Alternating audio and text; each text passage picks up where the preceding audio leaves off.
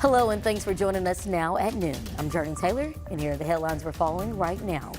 The president set to address the American people at any moment about the rising tensions in the Middle East. What to expect in less than 1 minute. Closing your eyes in the name of mental health. I'm Ian Lee with the campaign to take a moment. Plus, all hail the return of The Crown on Netflix, where you can expect to see new episodes in our entertainment headlines at 12:22. But now at the top of the hour, we have meteorologist Simone Thomas. It is Tuesday. We're getting our week going. What can we expect in weather? We are seeing a slight warming trend. You know, it's still a little bit warmer than what a lot of people are wanting for this time of year. 80 degrees, not nearly as bad as 90 or 100 degrees, but still not too fall-like.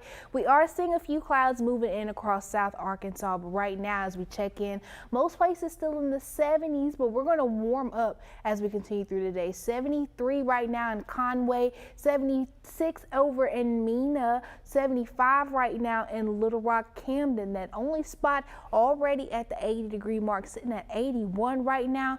As we continue throughout the afternoon, looking to overall warm up to the low to middle 80s.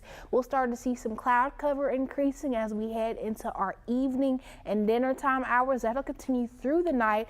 Overall today, going to see partly sunny clouds starting to increase the farther along we get into the afternoon, with those highs in the middle 80s. I have a check-in on how the rest of the week is shaping up coming up later on in the show, so make sure you stick around.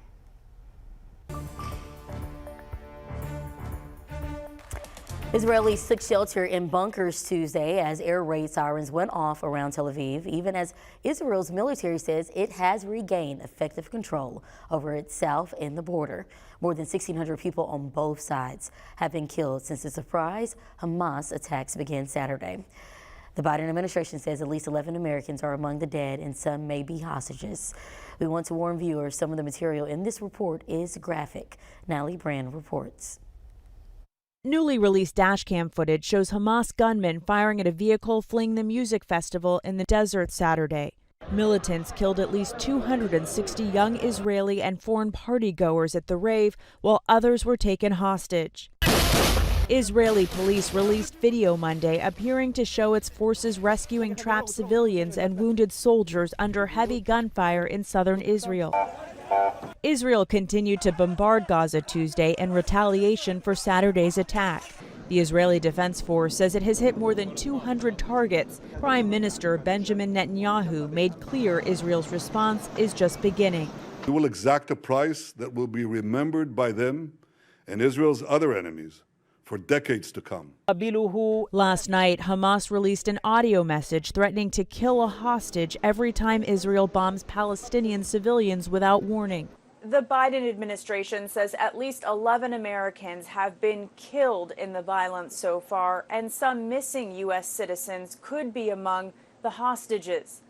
We have offered assistance in the scope of experts, hostage recovery experts that we'd be willing to have coordinate with Israeli officials. On Israel's northern border with Lebanon, there have also been deadly exchanges of artillery fire with the Hezbollah militant group.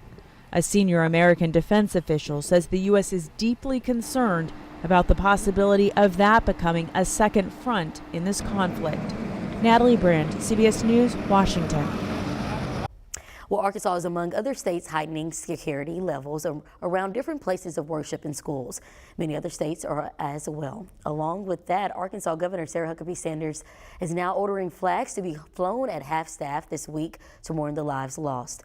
In the statement, the governor included, quote, "There can be no compromise with or equivocation about evil of this kind." She says Arkansas supports Israel's right to defend itself completely.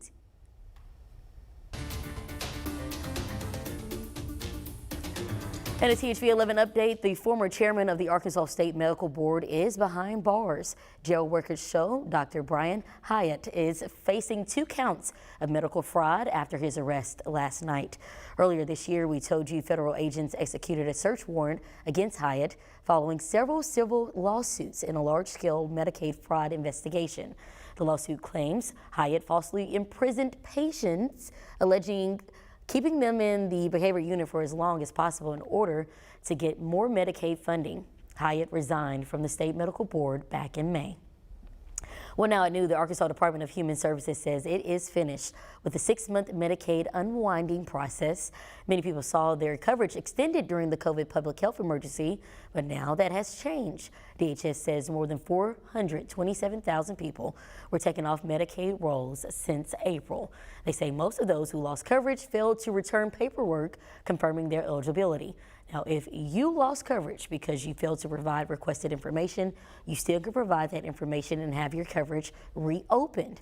But you have to act quickly. You only have 30 days to get it done. This afternoon, the Saline County Library is looking for a new director. The woman who held the position, Patty Hector, says the county judge dismissed her from the role.